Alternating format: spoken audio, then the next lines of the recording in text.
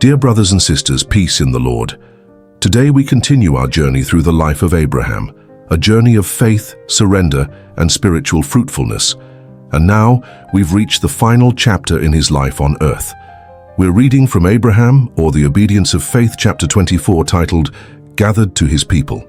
Let's begin. Genesis chapter 25, verse 8 says, Then Abraham gave up the ghost and died in a good old age, an old man, and full of years, and was gathered to his people. What a quiet, powerful sentence. Abraham, the father of faith, the friend of God, breathes his last, not in fear, not in regret, but in peace. He dies at the age of 175, full of years. But what stands out is this phrase, he was gathered to his people. That phrase is more than poetic. It's a window into something eternal.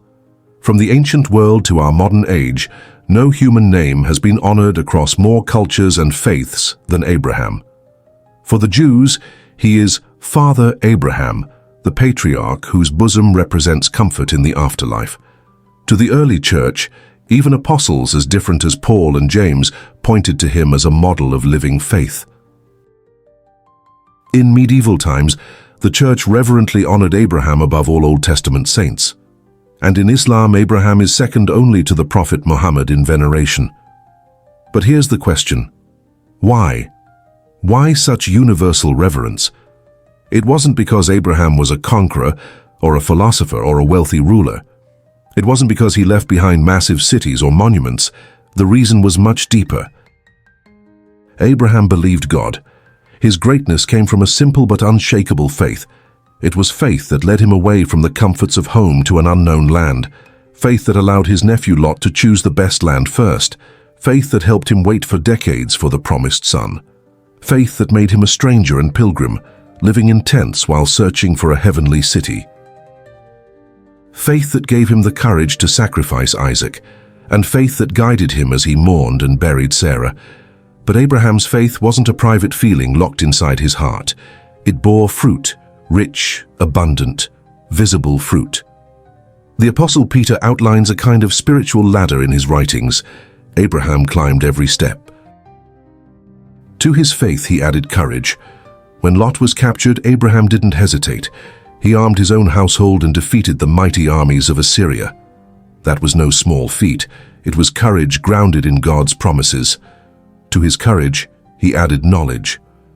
Abraham walked through decades of divine revelation. He learned who God was, little by little.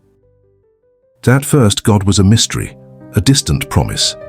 But as time passed, Abraham grew in understanding, learning the depths and heights of God's character, like a traveler mapping the vast lands of a once unknown country. To knowledge, he added self-control. He resisted temptation, refused bribes, and kept peace among quarreling herdsmen. He ruled his own spirit, and that made him strong. To self-control, he added patience. He waited on God, sometimes for years. As it says in Hebrews chapter 6, verse 16, he patiently endured. Like the psalmist, Abraham quieted his soul. I have quieted myself as a child that is weaned of his mother. My soul is even as a weaned child. Psalm chapter 131, verses 2 and 3. To patience, he added godliness. Wherever he went, he built altars. From Shechem to Hebron to Beersheba, his life was marked by worship and reverence. He walked with God like a friend, so intimately that to this day the East still calls him simply the friend. To godliness he added brotherly kindness. Unlike many who are spiritual but distant, Abraham's love for others was real. He deeply loved his sons. Oh, that Ishmael might live before thee, he once cried. Even God acknowledged it. Thy son, thine only son, whom thou lovest. And to brotherly kindness he added love. Abraham was generous, respectful, joyful. He paid full price for Sarah's burial site without bargaining. He laughed, he welcomed, he radiated peace. These weren't occasional traits, they were abundant. His life overflowed with them. They gave him confidence in his calling and assurance of eternity. The original Greek phrase used in the New Testament, plausios hi eisodos, suggests a royal welcome. A triumphant return home, that's how Abraham entered eternity. And so, as Genesis chapter 25 verse 8 says again, he was gathered to his people. But what does that mean? Not his body. He was buried in the cave of Machpelah next to Sarah. His ancestors were buried far away. So this gathering wasn't physical, it was spiritual. Even in ancient times, people believed that the souls of the righteous were gathered to those who had gone before them. That beyond death, there is a reunion, a place where God's people wait for each other. Let me ask you, who are your people? I hope your answer is God's people, because if they are your people, then you must be God's first. To be gathered to them, you must first be gathered to Him. Abraham believed he would know and be known in the life to come, and Scripture agrees. David said he would go to his child. Paul longed to see his beloved converts again. The disciples recognized Jesus after he rose. Heaven is not a cold, anonymous place. It is a home. And what is a home without those you love? Now, imagine the funeral. 2 sons stood side by side, Isaac and Ishmael. They were so different. Ishmael, wild, strong, impulsive. Isaac, quiet, gentle, submissive. One born of impatience and striving, the other of promise. And yet in this moment, the desert warrior and the tent dweller stood together.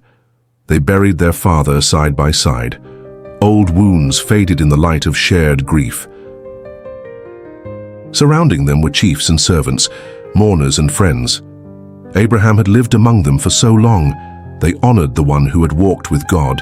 His body was laid beside Sarah, his faithful wife, and there he rests, until the coming of the King. Abraham's life was ordinary, until God made it extraordinary. What changed everything? Surrender. He gave his life fully to God, and God shaped it into something eternal. So, dear friend, if God could do that with Abraham, why not with you? Will you surrender your whole life to Him?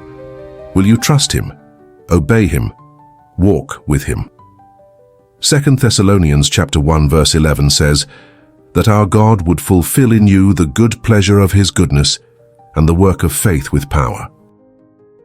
Ask Him to make your life fruitful, and one day when your journey ends, may you be gathered, not to strangers, but to your people, to those of faith, to those of love, to those who, like Abraham, believed God.